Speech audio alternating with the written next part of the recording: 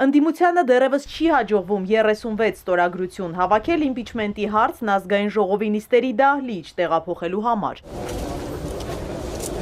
Թեև Սերժ Սարգսյանը վստահեցնում է, որ գործընթացը սկսված է վաղուց։ Գործընթացը սկսվում է,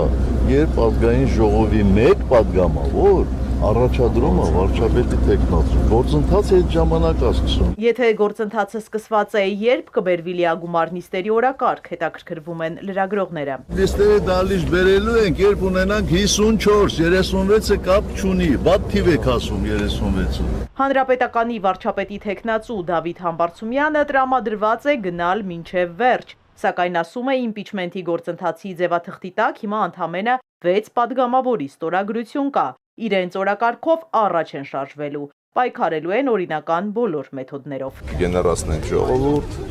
կլինի փողոց, կլինի պայքար, բոլոր սահմանադրական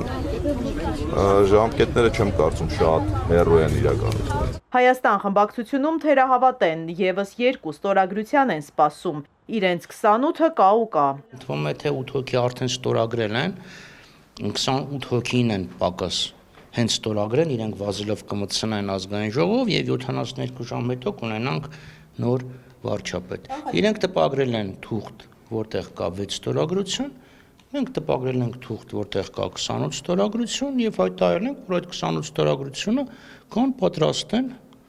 36 ստորագրություն պետք է ապահովի։ Դաշնակցությունն ընտրության կգնա դաշինքով, թե առանձին դեռ պարզ չէ, որոշում կայացնելու իրավունքը Գերագույն ժողովինն է, այդ օրակարգով ժողով դեռևս չի հրավիրվել, իսկ իշխող ուժը բացառում է, որ իրենց խմբակցությունից որևէ մեկը միանա վարչապետին անվստահություն հայտնելու գործընթացին։ Քաղաքացիական պայմանագրից կգտնեք մարդ, որ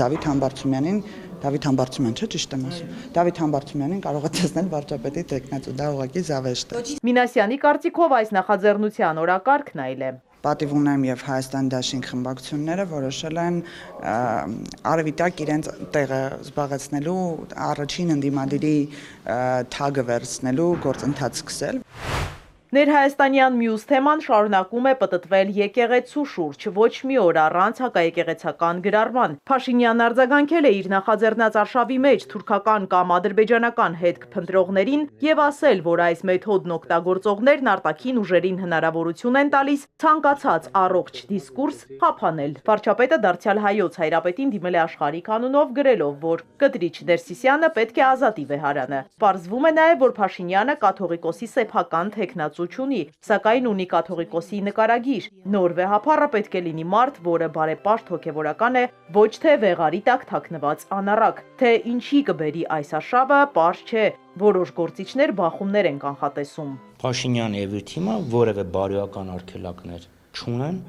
ես ամենևին չեմ բացառում, որ իրենք տանեն բախման։ Սոցրակներդ կտեսնեք Հայաստանի Հանրապետությունում քաղաքացիական պատերազմ չեք տեսնի։ Քաղաքացիական պայմանագիր խմբակցության падգամավորի խոսքով ճիշտ կլինի, որ կաթողիկոսը հեռանա վեհարանից սիրով եւ մեծահոգաբար։